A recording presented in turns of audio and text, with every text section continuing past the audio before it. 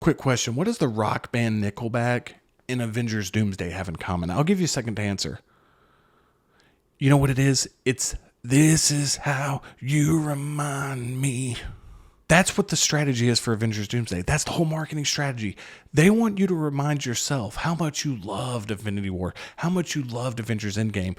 I just saw this interview with Joe Russo. They were talking about when you go see the re-release of Avengers Endgame in theaters, which is going to happen leading up into the release of Avengers Doomsday this upcoming December, they're going to have a bridge scene to where it basically connects Endgame to Doomsday. Now, look, I'm not saying they're going to retcon the entire MCU slate from then and now, but they kind of want general audiences to forget about everything that's happened and just remember what they loved about Infinity War and Endgame, and they're going to bridge it directly to Infinity War. I'm going to throw up some of the text from the interview while I talk, but you can kind of see that is a huge thing. Now, look, in the past, they've done a thing where they added some different scenes to Endgame. This is all a play to get some more money for a big movie, and it's also a really smart promotional play to kind of get you excited before Avengers Doomsday.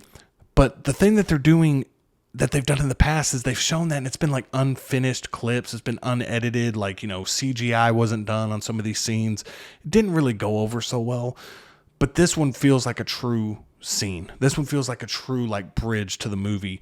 And I definitely would not be surprised if they took the Christopher Nolan approach. When Christopher Nolan releases prologues to movies in front of other movies, you can kind of see a 5-minute scene, and then you're kind of hyped for that. Sometimes he even just shows a 10-minute scene from the movie and releases in an IMAX and all the different stuff. And you just go see that. They're going to attach this to the re-release of Avengers Endgame. They want everybody to remember what it was like to be hyped for Infinity War and Endgame. I don't know if they're going to be successful capturing all of that. That is almost a once-in-a-lifetime movie event, but they're really trying to recreate that magic. And I think that it's a really smart play. I really think this is brilliant marketing, because not only are you trying to remind people of the peak of the MCU, so to speak, but you're trying to remind people we're not done with that story. And I think that's been the biggest hurdle for the Russo brothers, for Disney, for Marvel, is how do we make the Endgame, the MCU Endgame, feel like a finality, but also continue that story in a way that feels rewarding to people that were on that journey with us for all those years, but also can bring in a new, younger audience to kind of take a hold of it and kind of take it to different heights. How do we introduce the mutant saga into that? They're going to be doing all that different stuff. And again, I don't think they're going to retcon everything that happened in between those things, but they're going to find a way to kind of make it a compilation, to kind of show you the important things you need to know, the important characters. But they really want people to recapture that nostalgia and that hype for Endgame. Have you seen the Infinity Vision? They're doing this thing called Infinity Vision. They're creating their own premium format, but that's really where it's wrong. It's not creating new format. It's taking existing formats and calling it Infinity Vision. I'm not really sure about this play, to be honest with you. This is a whole thing with Dune Part 3, that Dune is locked in with a bunch of IMAX theaters. So this is a way for Disney to be like, all right, we'll just release a week earlier and we'll kind of show off a bunch of different Infinity Vision screenings. I definitely don't think this is a great play. I think the Endgame thing to bridge between Endgame and Doomsday is very smart to include that stuff in the marketing material. But this Infinity Vision, it could work. I'm not saying it couldn't.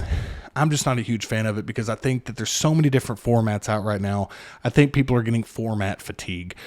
There was 3D, then there was IMAX, then there was IMAX 3D, then there was 4DX, then there was ScreenX. There's so many different formats, and it is definitely a way to upcharge some ticket sales.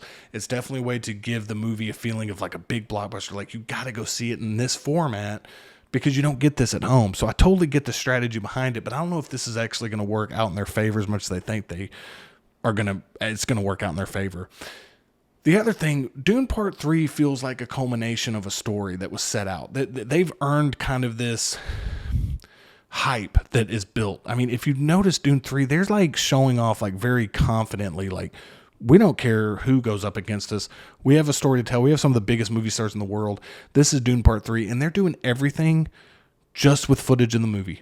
Every single thing that Dune Part 3 is putting out is footage of the movie, and it's getting people hyped, it's getting people excited, it's getting people thrilled to go see the movie. Avengers is having a different battle, which is we've lost some brand trust. The MCU is arguably at its lowest point of fan interest since its inception.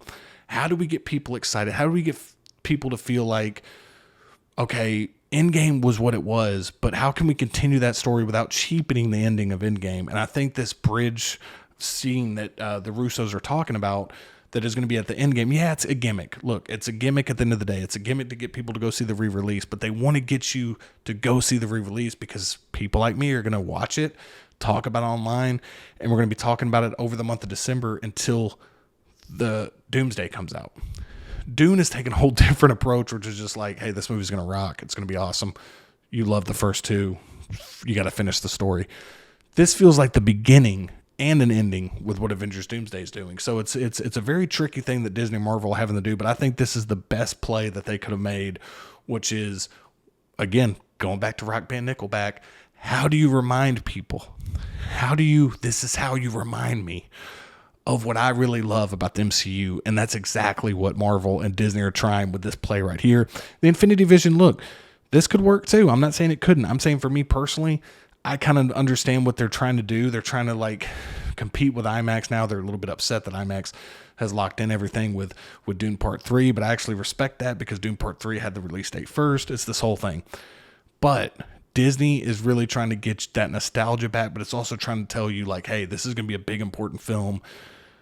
The footage for this movie is going to tell the tale. Like, is that footage alone going to do it? We've heard word of mouth about how good the trailer was at CinemaCon.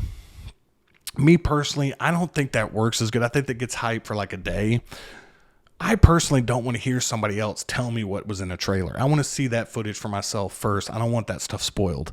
It is good for hype, but it's not good for longevity. Good for longevity is, what is the first footage of this movie going to be? What's the first trailer, like official trailer, going to be? Not the teaser trailers they did. That was cool. But I'm talking about new, fresh footage, really showing that first official teaser trailer, like that first official trailer of this movie. That's going to decide it right there. Is that trailer going to be able to capture that feeling that we had during Endgame, that we had during Infinity War? I personally think it's impossible to recapture that feeling because it was a once-in-a-lifetime movie event. But Doomsday can get close to doing it if they do it specifically well, and they have to remind people what they love, but they also have to get us excited about a continuation of a story where it doesn't feel like a reboot, where it doesn't feel like a cash grab, and that's going to be the key, and I think that's why we've waited so long to see this footage, is because they know they got to get it just right, and they have a small window to make sure this hype bubble just keeps getting bigger and bigger and bigger before it bursts. I think they're doing really good stuff with it. I think this marketing campaign has already been really good.